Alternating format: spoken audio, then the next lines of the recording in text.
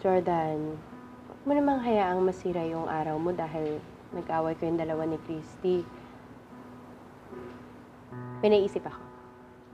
Why don't you come join me sa pagsha-shopping ng baby clothes? Para mawala naman sa isip mo yung problema mo. O tapos pag lumamig na yung ulo ni Christy, saka mo na lang siya kausapin.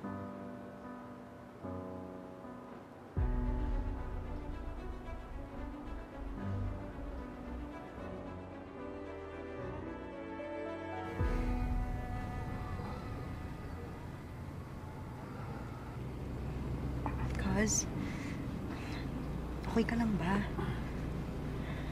Hindi ko na alam, Kaz. Parang nagigilty ako eh. Bigla ko na lang kasing binabaan ng telepono si Jordan kanina. Nadala na rin siguro ng galit. Naku, tama lang yung ginawa mo, no?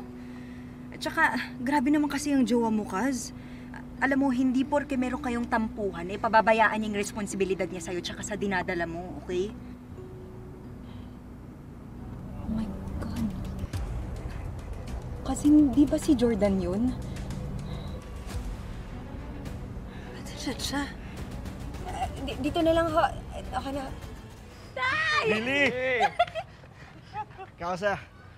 Tay, malaya ka na! Miss ko kayong lahat, ha? Wait, wag! Salamat naman at nakalaya na kayong dalawa. Grabe ka, Kausa. Billy, na-miss ko kayo. Okay na, kamusta ka na? Ay, tay, ilang araw na rin po nung makalabas ako sa Women's Crisis Center. Oo. Sa akin na rin siya ipinagkatiwala at sa akin na rin siya umuwi. Meron na tayong bagong uuwian dahil meron akong bagong inuupahang bahay. Doon na rin kayo uuwi para makapagsimula tayo ng bagong buhay. Eh, sana nga ho. Siyempre, gusto ko maging karapat-dapat sa pamilya ko. Lalo-lalo na kay Christy.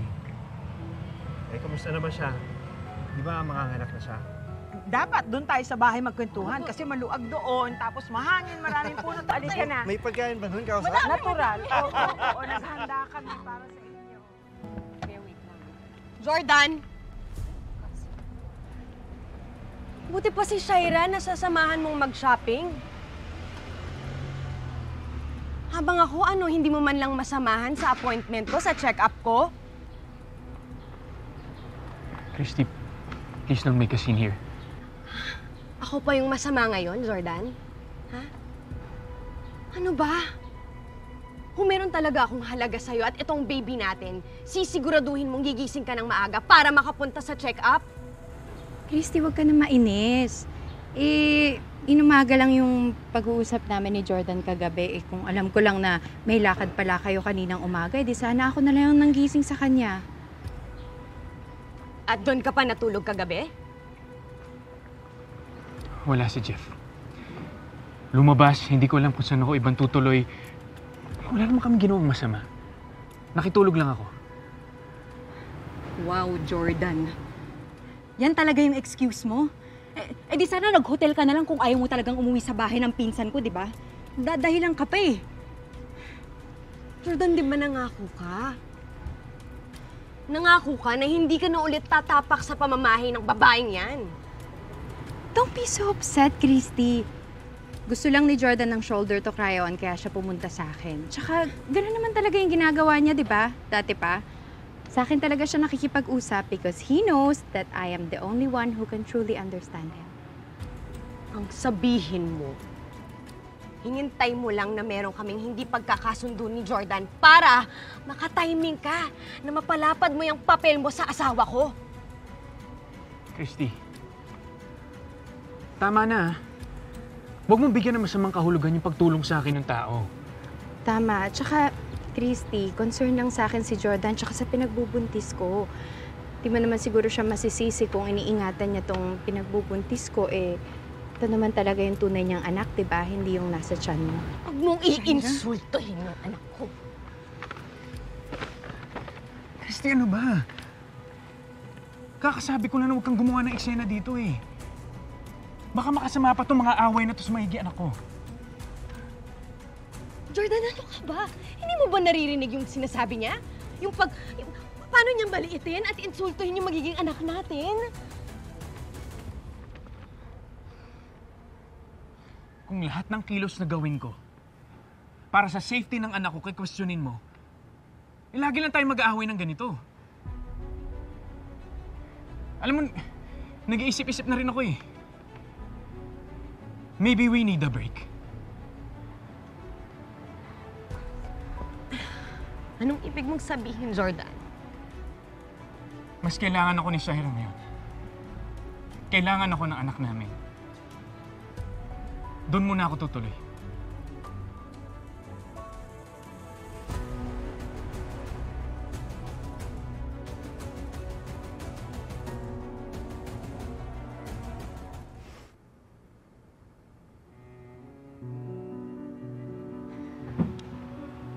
Tignan mo yung ginawa mo. Ha? Kung hindi ka pumunta dito, edi sana hindi nangyari yan. Alam mo kahit kailan talaga panira ka. Ikaw ang sumira sa pamilya ko. Kaya wag mo akong sisisihin. Naiinggit ka, no? Kasi binabaliwala ka na ni Jordan. Alam mo, nagdadahilan lang siya sa'yo. Pero ang totoo, hindi ka niya masikmurang matignan at kiyang pinagbubuntis mo. Ang kapal talaga ng mukha mo. Ayop ka. Christy, tama na, okay? Huwag mo nang patulan yung babae yun kasi wala na rin namang mangyayari. Let's go, please. Tama, umalis na kayong dalawa. Visit kayo sa buhay ko. Christy ka talaga, syempre. Ang ganda ng mukha. Sorry. Kasi...